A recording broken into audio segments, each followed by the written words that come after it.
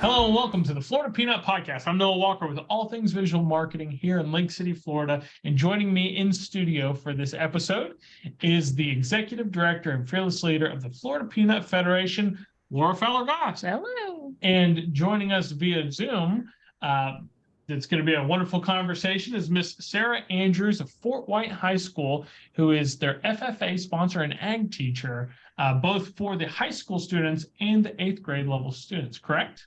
Yes. Yes, we're working on getting everything swapped so we have a full middle school department and a high school department. Awesome. You said you want to be not just 1.25 busy, you want to be doubly busy. That's what you're telling me. Yeah, we're a 2 ag teacher department, so we're going to hopefully have the middle school department and then a full high school department. Excellent. Perfect. Well, welcome, Sarah. Tell us a little bit about yourself, what you do, what your position is, and then a little fun fact about yourself. Again, my name's Sarah Andrews. I'm teaching at Fort White High School. This is my first year here. I actually taught for 3 years at Lake City Middle School. That's where I started teaching ag. And my old ag teacher, Jill Huseman, was teaching here at Fort White. She retired and I applied for her position, and this is where I went to school. So kind of came full circle, and now I feel like I'm back at home. Sarah, if I were going into an ag program after a teacher who had retired, it would not please me to be filling the shoes that Jill Huseman had on. Oh my goodness. Yeah, they were very, very big shoes to fill, and no one can ever take that spot, but I know everybody's different and brings something different to the table. So yeah, that's right. Very cool. Very cool. What was something? What's a fun fact about you, Miss Andrews? Fact is, I play polo cross on horses. Recently, so I grew up in barrel racing and rodeo. I did that my whole life. I qualified for world finals, did all that.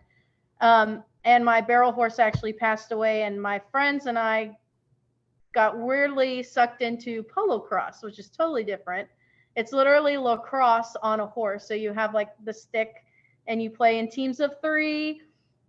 And I play the goal scorer currently. So I'm the one who throws the ball into the net.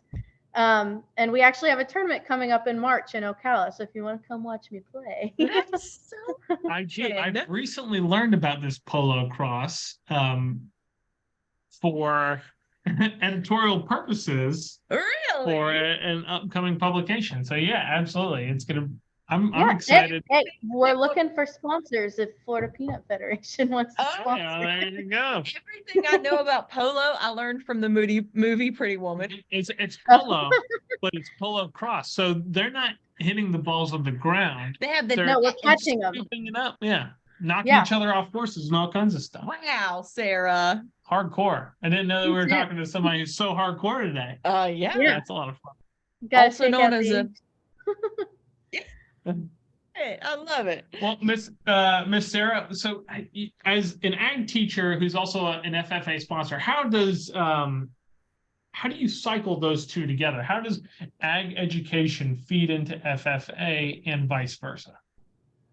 So to me, like really they're one and the same. So I incorporate a lot of what you learn in FFA contests and CDEs into class, and vice versa. What I teach in class is a lot of what we do in CDEs. So like I have a dairy unit that's in our chapter that I have to cover. There's dairy judging in FFA. That's a contest that they can do.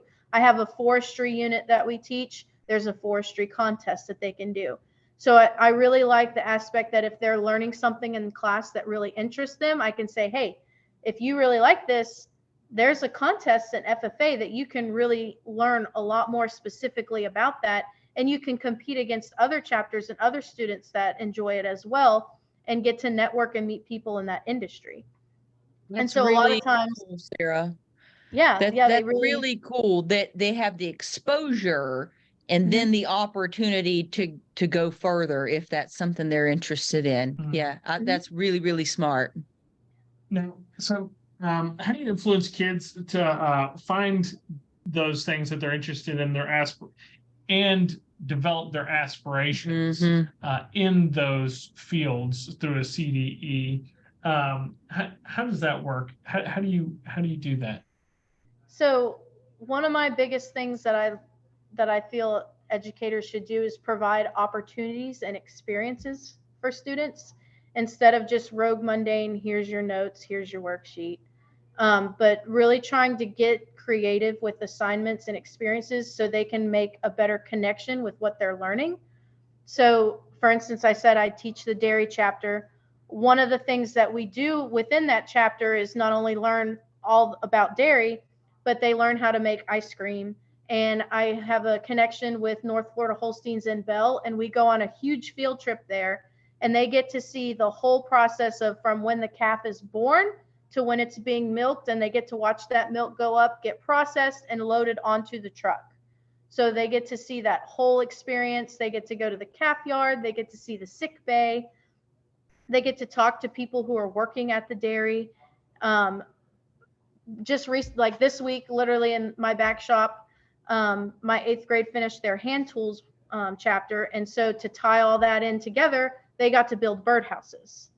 And they are now voting on those birdhouses on who actually followed the rules the best, who nailed things correctly, who sanded things right, measurements. Did their birdhouse crack? Did it have a leaky roof?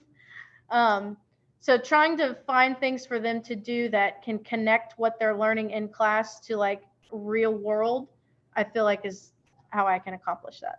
That's incredible. Now, you have something really good on your mind. No, I'm just thinking about the birdhouse. Will the roof leak? Will it find a bird tenant with that birdhouse? I mean, I can go grab some of the sketchy ones. Oh my goodness. So there's like 3 or 5 or 7 different ways. I don't know. I'm not a teacher. So many different ways that kids learn or people learn.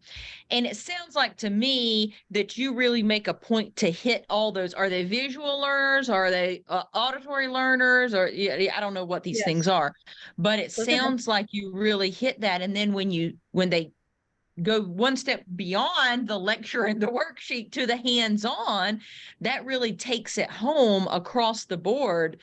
I think that's incredible. And I think this is probably not something unique to your program, but I would expect that in ag classrooms throughout the state and nation, this is kind of one of the strategies for educating, which is what sets these programs apart and really makes them unique. And that's the one thing that FFA can add is they can give you resources for you to use in class to incorporate kids and start giving you ideas of how you can make things more hands-on and practical for your students. Very cool. So because everybody learns a different way, not everybody has the same career paths or education paths. How do you help students sort out their maybe some of their future aspirational paths through FFA and agriculture? So I really try, especially in my high schoolers, to expose them to all the different careers that are within ag. Because, I mean, let's be honest, when most people hear, I want to go into ag, they think you're going to be a farmer or a vet. Like it's one or the other. You're either going to be on a farm or you're going to be a vet. And there's so much more to ag that people don't realize. I mean, like y'all's positions, for example, like some people don't realize that's highly connected to ag. So I try to expose my students to a lot of different events. I just took them to a career expo, and they got to meet with industry professionals and talk with them, see what's required of them, if they need to go to college, if that industry can provide a certification for them. Practice on their resumes and just get kind of their brains flowing on what they want to do with their life and what direction they want to go. I suppose in the Fort White community, the smallness of it doesn't lend well to exposure for opportunities. And as the world grows smaller by way of technology, they can't stay in Fort White. I'm not saying they have to move off, but I'm saying that there's Yeah. really a lot of opportunities. I grew up in a really small town, and I just was unaware of so many things because it Mhm. was not local to me. So by Yeah. showcasing that and providing the opportunities for them to actually see and hear and visit with people who are really connected there, that's fantastic. Social proof. Social proof is an incredible teacher. You never know something's possible. Yeah. Until somebody either tells you or shows you that it's possible, Yeah. right? It's just how we learn as infants. And a person beyond your teacher really gives that extra evidence Social proof. that teenagers Yeah. need. Yes. Social proof. Yeah, like at that Producers, yeah, go ahead. at that career expo, one of my students was like, "Oh, I didn't know this guy wanted me to be a irrigation tech. That they're in high demand and they're making like 80,000 a year." And I was like, "Well, how do you got info for me?" Like, I didn't even know irrigation techs were a thing. Like, Yeah. He ended up teaching me something. I was like, "I need a hookup. I need 8,000 a year." I can show you where to water, how to water. Yeah, So, but it's probably a lot more than that. But right. yeah, like irrigation tech, stuff you don't even think of, like Right. Yeah. to get these kids, I could do that. There's a lot of different career paths, and there's a place for everyone in the vastness of agriculture, for sure. So saying that, like, how do you build enthusiasm for membership in FFA and agriculture among your students? So specifically for FFA, I try to go with the judging teams a lot, encourages them in the leadership events that are within FFA. So not every kid wants to be on a judging team and be competitive, but they want to get to experience something other than just sitting in a classroom. And there's a lot of leadership workshops, different opportunities. So actually this Friday, some of my FFA members are getting to tour the Columbia County courthouse system. Nice. Farm Bureau is working with us and offering that to some FFA members. I get to take 10 actually. And they're getting to participate in a mock trial. And then in March, we get to go to Tallahassee and they get to meet some state representatives and see how agriculture is utilized within the government system. So being an FFA, like, it doesn't necessarily mean you just have to do contests. There's a lot more to it. And there's a lot of opportunities for you to meet other people and network with people even unrelated to ag. Very cool, Sarah. So let me ask you this about the ag class students. Do they request that course, or how does a student find themselves in your classroom? Yes. So for our county, I know at the end of the year, they give them their forms to fill out and they can request their top 4 electives, I think, and they can rank them like, I want ag first or the chorus second. And they can pick. However, in high school level, if they need a science credit, the Ag Foundations course does count as a science credit. Good. So if they're not a super sciencey person and, chemistry is not their thing, biology is not their thing, they can take ag and that counts as a science course, as agri-science. Great. So it can be an elective that they select, yes, but it can also be something like, I really need to take ag because I'm not going to be a chemist. Like, that's not my thing. Yeah. Interesting. So what's your favorite aspect of being an ag teacher / FFA sponsor? I love that I do something different every day, and I am constantly learning new things, meeting new people, making new friends, like the peanut tour, meeting you. You make connections, and I feel like they're strong. You all have a common goal. Sharing experiences with students, there's a lot of laughs, especially when you're learning new things. I can't even give you examples of crazy situations that have happened that you're like, you know what? If I had a desk job, this would never happen. Yeah, that's right. got pigs getting out onto the road, and you get a call like, "Hey, your pig's running down 47." Like, Seems to be a well, common class, theme. you know what? Today we're gonna go wrangle a pig on the road.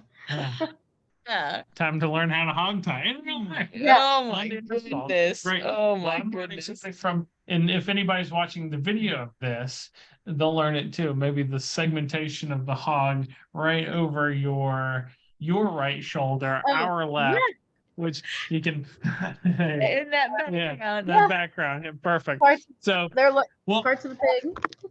well, your time is incredibly valuable because you touch the lives of so many very bright and capable young people in our community. And we want to thank you for being part of that, but also being part of this podcast and helping us educate people. So, Sarah, I want to say thank you and continue to do the great work. And we're excited to highlight you during FFA week with the Florida Peanut Podcast. So that will conclude us. And this has been the Florida Peanut Podcast. Noah Walker here at All Things Visual Marketing, joined in studio by Miss Laura Fowler-Goss and joined on Zoom by Miss Andrews of Fort White High School. She's the FFA sponsor and ag teacher and has a lot of passion and enthusiasm for the subject. So we appreciate you very much. Thank you. Thanks for having joining me. us. Have a good one, everybody.